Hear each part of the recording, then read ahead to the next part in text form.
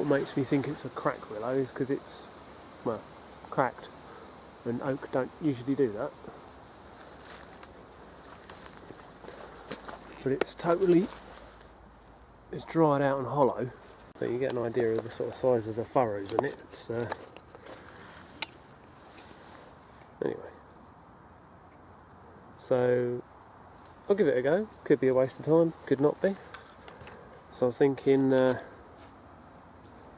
going to make a nice sort of half board. You've just got to be able to stick your nail in it, so it kind of gives a bit, which it does, leaves a mark, but not too soft, not too hard.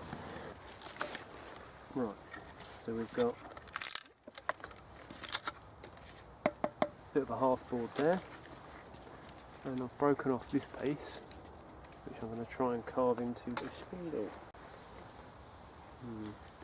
That's the straight bit.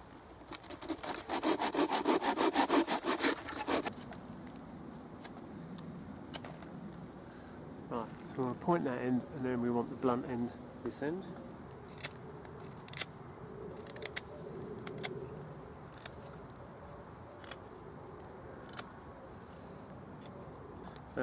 They say thickness of your finger, obviously, because if you're slightly built or a woman or just got very small hands, you're not going to be as strong and be able to put as much weight on it. So it's just a good guide. So if you're a big guy with big hands, you can put loads of weight on it, have a massive spindle. Okay, so we've got a flake there, a divot there, and a roughly carved spindle.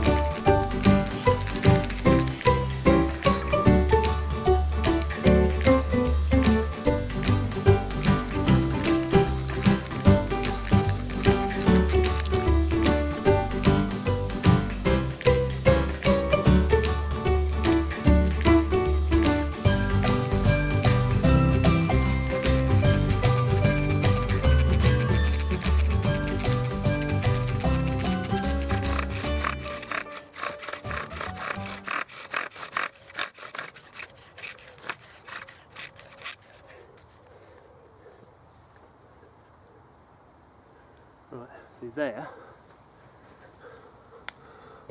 paracord has let go, because paracord isn't that good.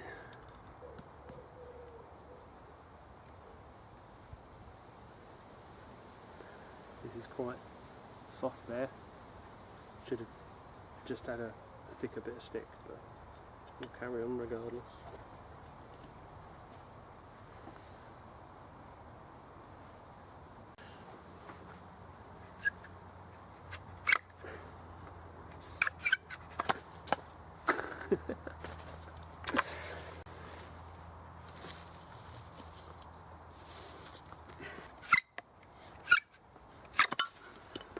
No.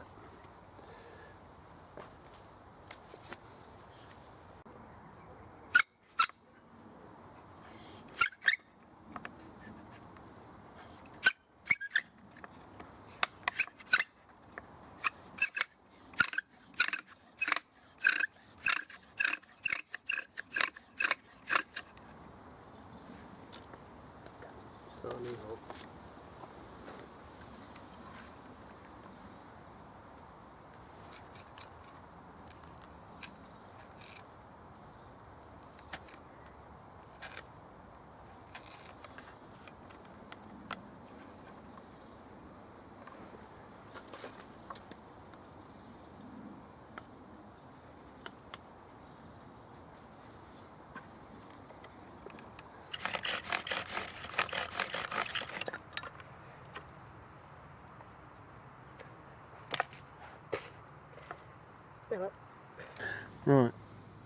So what have we learnt from this? Right, I've drilled right the way through the block because it's a bit thinner there. This one, it started drifting off towards the edge. That's where I started. And it started drifting towards the hole, which didn't help. The spindle was a bit wobbly and wanky as well. So I think I was losing quite a lot of power having a bent spindle. And the paracord is very slippy. That's how it goes, folks. That's why you need to learn your tree ID. I'm pretty sure that's a willow, but it's massive. But then, you know, it was outer wood, not heartwood, so it was a bit softer, which was what I was kind of going for. But yeah, we'll get around it.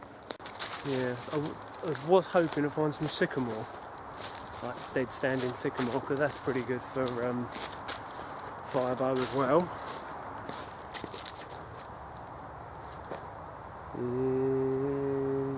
Yep. Okay, so we've got a can of petrol and a tarpaulin and vodka bottles.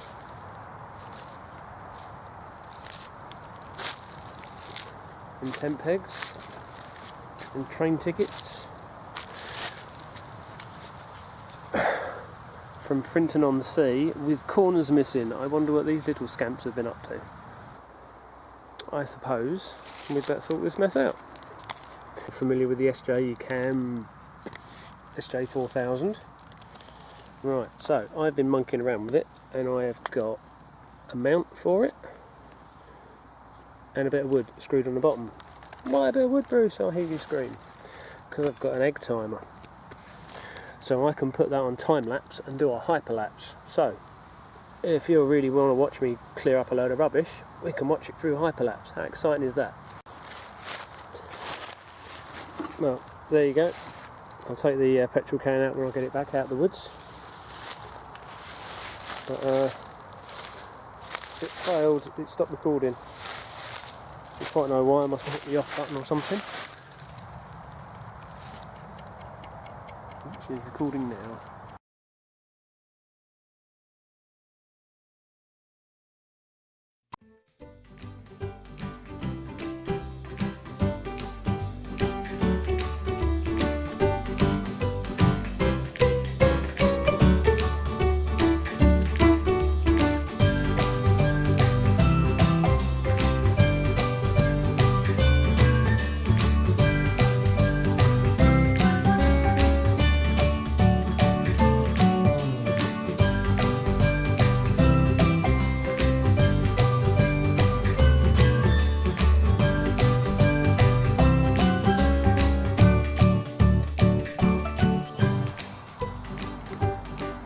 Okay guys, so after walking around getting really annoyed with myself and having a bit of a chill out, I've decided to give it another go. So I'm going to wander back over there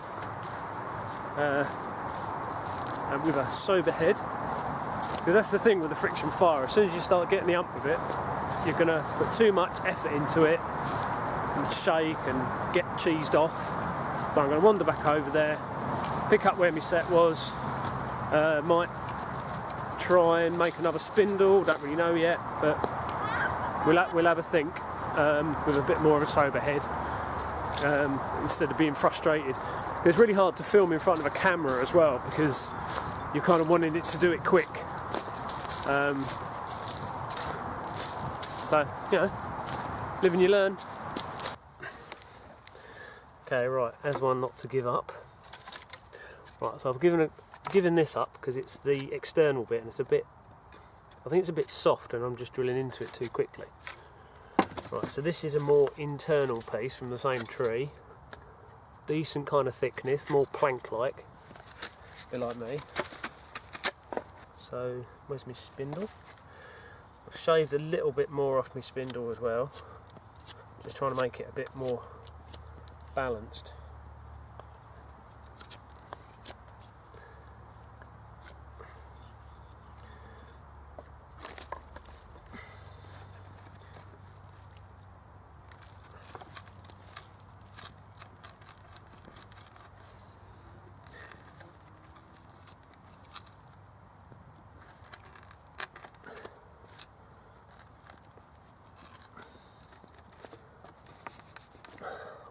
that's that. Right, so we'll go and find a bow now. Right, so I've got, this is actually from the same branch that this one came from, but it's a bit thicker. So we've still got a bit of flexibility to it, so that might help. Right.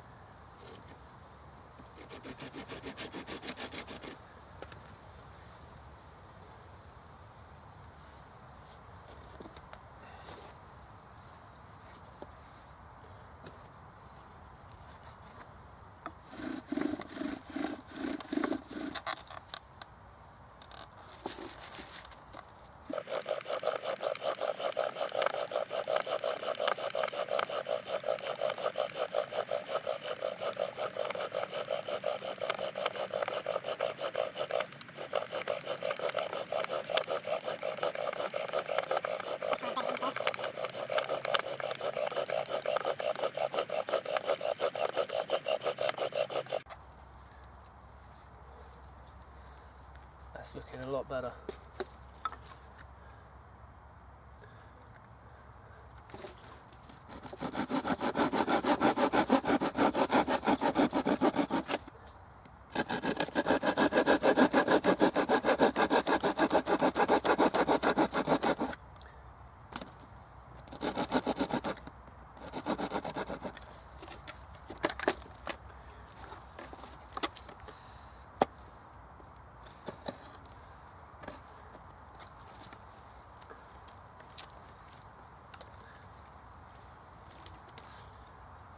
Nice straight stick.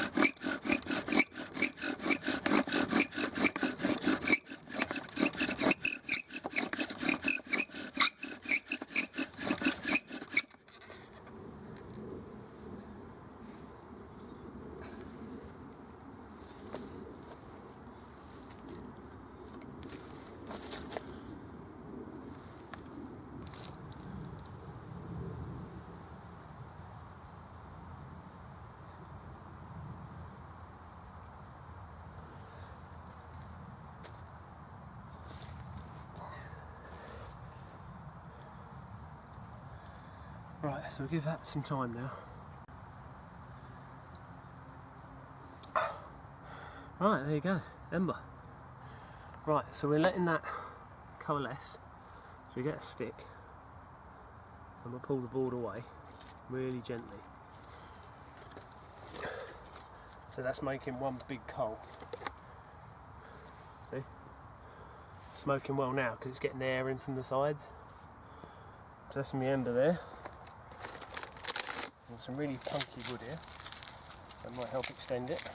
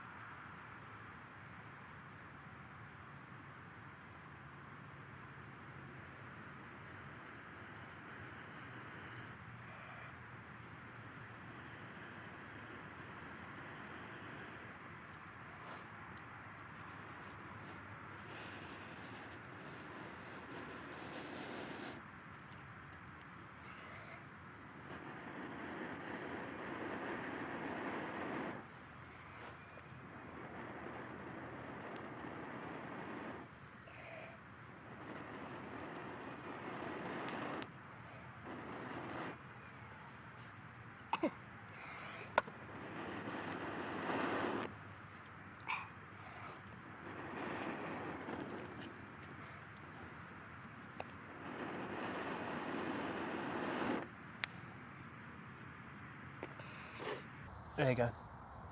That's without a ball of grass, without bird's nest. So, right, now I've got to stamp that out. Just get some water. I've got smoke in my eyes now.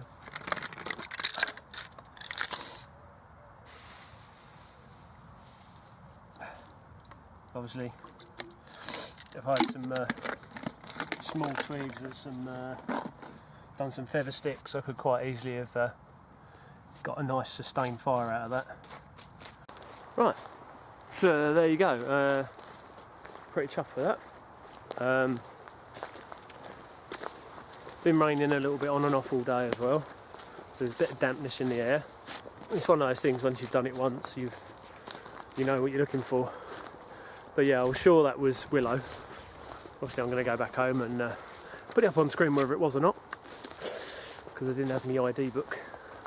So yeah, thinner spindle, thinned it down a bit to take the wobble out of it.